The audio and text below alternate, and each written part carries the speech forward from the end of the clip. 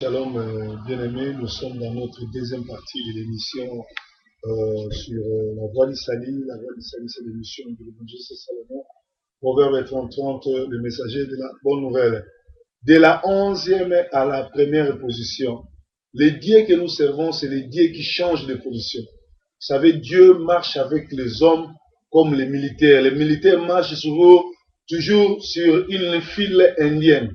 C'est-à-dire le premier, le deuxième, le troisième. Si Dieu veut bénir la personne qui est derrière, il donnera seulement l'ordre de dire stop, halt, tournez demi-tour. Quand vous tournez demi-tour, vous allez voir que le premier va devenir le dernier et le dernier deviendra le premier. C'est comme ça avec Dieu. C'est ce qui va se passer en l'an 2011 avec toi. Je disais dans Genèse 29, 1 à 20, nous avons vu Jacob qui est parti et qui fuyait son frère Ésaü. Il est parti à l'Orient chez son oncle Laban. Arrivé là-bas, son oncle Laban va le tromper. Et il a utilisé le système de la nuit. Il a utilisé la tradition des ancêtres. Au lieu qu'on donne à Jacob la femme qu'il aimait, qui était Rachel, on va lui donner Léa. Or, quand on donne à Léa, Jacob Léa, on demande à Jacob de travailler encore 7 ans pour Rachel. Ça traîne des choses et ça change aussi la position de naissance des enfants. C'est-à-dire que Léa commencera à mettre au monde la première et Rachel mettra au monde que 2 enfants, Joseph et Jacob. La Bible déclare Joseph et Benjamin. La Bible déclare que quand Rachel a mis le deuxième garçon au monde, Benjamin, qui veut dire la droite du père, Rachel n'a même pas eu le temps de caresser son enfant parce que Rachel avait rendu l'âme. Et nous allons voir que les enfants, si Rachel commençait à mettre au monde la première, c'est elle qui devait être la mère du premier et deuxième fils de Jacob. Ça veut dire que Joseph et Benjamin devaient être premier et deuxième. Mais comme Rachel a mis au monde en retard, c'est Juda et les autres qui vont prendre les Rubens, ils vont être le premier de la famille de Jacob. Mais Dieu est bon, Dieu est souverain, Dieu est le Dieu de la restauration. Souvenez-vous que quand Adam et Ève ont péché dans le jardin d'Éden, comme Dieu est le Dieu de restauration, Dieu est descendu même sur la terre. Il est descendu à Éden, il a tué un agneau, il a pris la peau de l'agneau, il a donné à Adam et Ève pour se vêtir, pour se couvrir de la nudité. C'est-à-dire Dieu est venu restaurer. De la même manière, Dieu est venu restaurer Adam et Ève dans le jardin d'Éden. De la même manière, Dieu est venu restaurer les gens à Sodome et Gomorrhe. De la même manière, Dieu est venu restaurer les gens dans l'arche de Noé. Dieu va encore descendre l'année 2011 pour restaurer toi qui me suis. Si ton mariage avait des problèmes, si ton élévation tardait, je vais dire à quelqu'un qui me suit, quelqu'un qui est spirituel, je vais te dire que la destinée de Dieu dans ta vie n'aura pas d'obstacle. Aucun sorcier, aucun démon, aucune puissance maléfique, ni de la ville que tu es, ni du quartier que tu vis, ni de la communauté. Souvenez-vous, dans la Bible, dans 1 roi 17:34, on nous dit, Hiel de Bethel est venu construire la ville de Jéricho. Quand il a commencé à construire, il va perdre son premier fils et le dernier fils. Ne savant pas que la ville de Jéricho, quand Josué la détruisait, Josué l'avait maudit. Il a dit, celui qui va venir construire cette ville va perdre son fils aîné et son fils cadet. C'est comme ça, tu peux arriver dans une ville où il y a la malédiction, tu peux arriver dans un quartier où il y a la malédiction, tu peux arriver dans un pays où les gens ont parlé mal de toi, le système des anciens, le système de la traduction ne joue pas à ton faveur. Mais quand il y a l'onction, quand il y a Jésus, quand tu l'acceptes comme Seigneur Sauveur, il vient pour casser. C'est ce qui s'est passé dans la vie de Rachel. Rachel est morte, Dieu s'est souvenu de Rachel. Qu'est-ce que Dieu va faire? Dieu va faire rêver à Joseph des rêves. Premier rêve, Joseph dans Genèse 37, Joseph va rêver qu'il était en train d'arranger des bouquets de fleurs, mais les 11 bouquets de fleurs de ses frères, les fleurs de ses frères, se sont venus se prosterner devant Joseph. Deuxième rêve, Joseph rêve que la lune, le soleil et les étoiles viennent se prosterner devant lui. Mais Ce qui est étonnant, Joseph lui-même ne connaît pas les explications. Ce sont ses frères et son père qui lui donnent des explications. Le premier rêve, ses frères vont dire, toi tu veux dire que nous allons nous prosterner devant toi. Le deuxième rêve, son père va lui dire, Joseph ne savait pas que la lune, le soleil et les étoiles représentaient son père, sa mère et ses frères. Son père va venir lui dire, écoutez, tu veux dire que moi et toute la famille, nous allons venir nous prosterner devant toi. Dieu commençait à révéler à Joseph que on lui a chippé l'ordre familial. Celui qui devait être, celui qui était le premier, parce que c'est sa mère qui devait être la première femme. Mais le système des anciens, le système du village, le système de la nuit, vous savez, Jacob a travaillé par rapport à la nuit. Vous savez, la Bible déclare, Jésus-Christ dit, travaillons tandis qu'il fait jour, car la nuit vient où personne ne peut travailler. Bien aimé, la nuit est venue et l'oncle de Jacob a volé la bénédiction de Jacob. Il se pourrait que toi aussi, on t'a volé ta bénédiction par rapport au système de la nuit. On a volé ton élévation par rapport au système des anciens, de la tradition de ton pays, de ton quartier.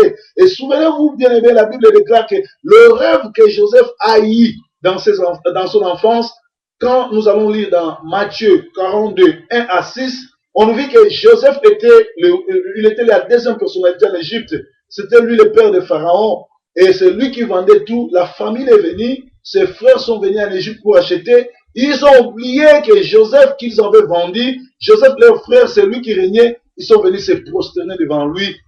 Joseph a récupéré son droit d'aînesse. Joseph a récupéré sa première position. Lui qui était 11e par rapport au système de la famille, Dieu l'a rendu sa première place. Joseph a dit, écoutez, je ne suis pas seul. Il y a un qui manque, il y a Benjamin. Allez chercher Benjamin parce que lui doit récupérer son deuxième fauteuil, son deuxième place. C'est lui qui est mon adjoint. La Bible déclare que Siméon a été retenu en otage pour qu'on aille rechercher Benjamin. Benjamin qui est dit la droite du Père. Quand Benjamin arrivera, on va lui donner 5 fois la nourriture plus que les autres.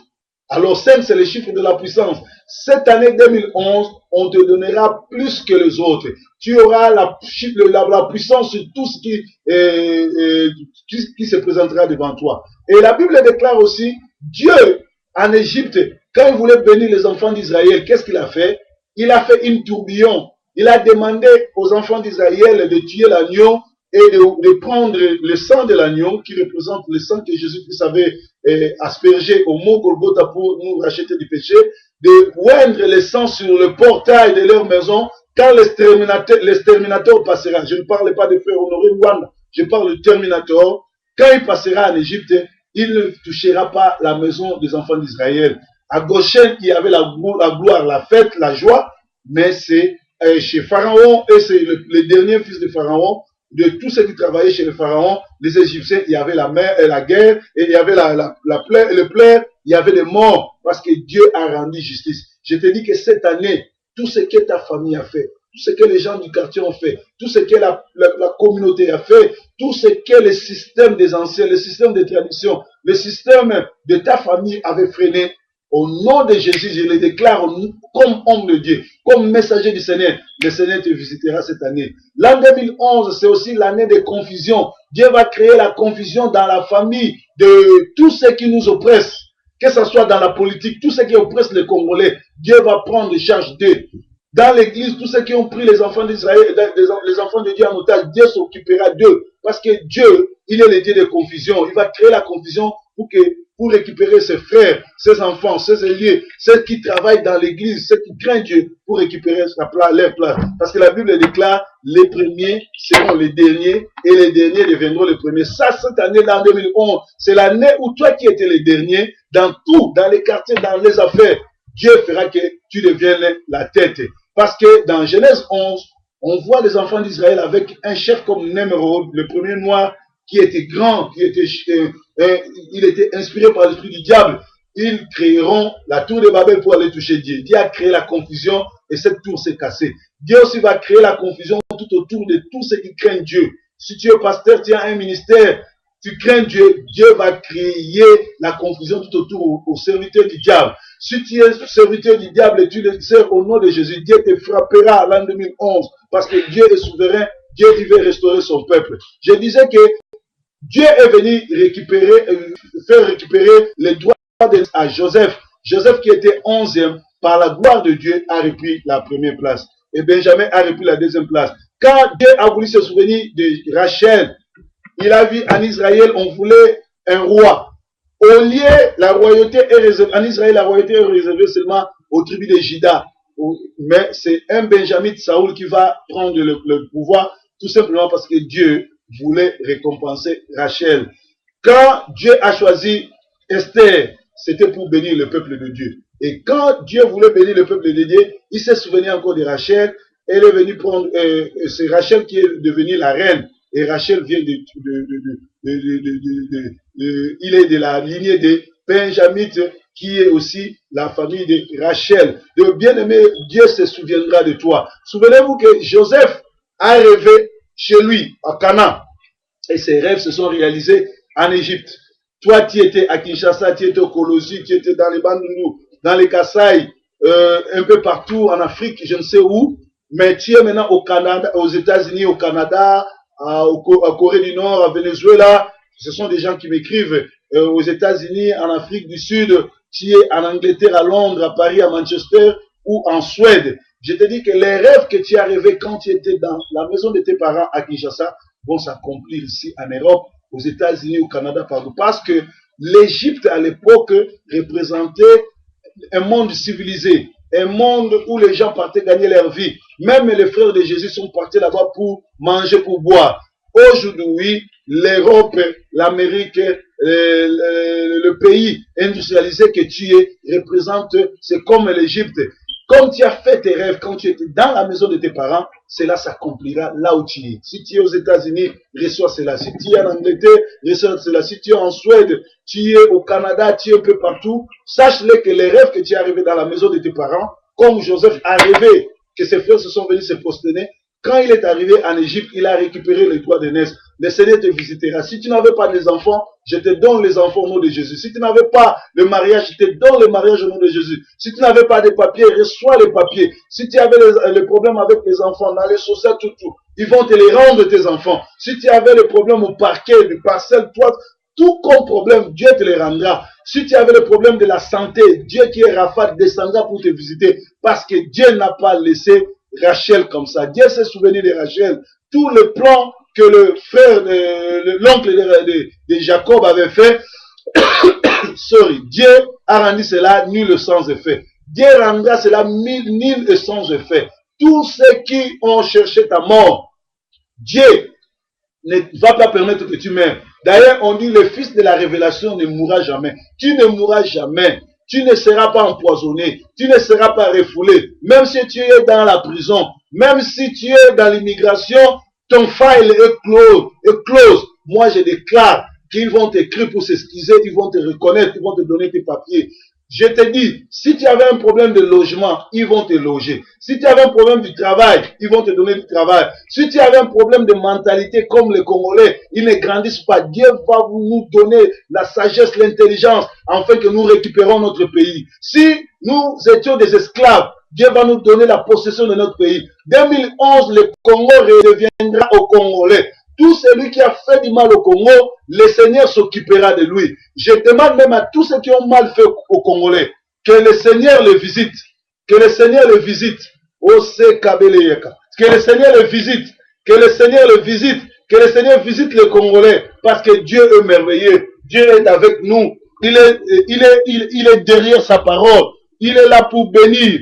Il est là pour élever. Il est là pour faire de grandes choses. Il est là pour changer. Il est là pour bénir, pour faire quoi que ce soit, afin que toi tu sois béni. Je bénis ton nom au nom de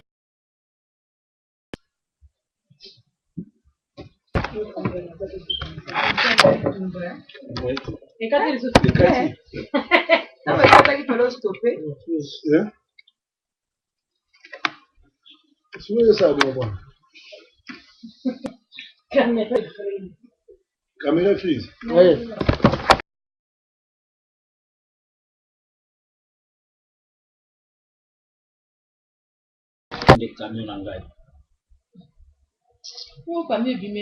Mali de la cité. Mali les anda. Wali les gens là on a les chauffage Ah mais yango machine là ici.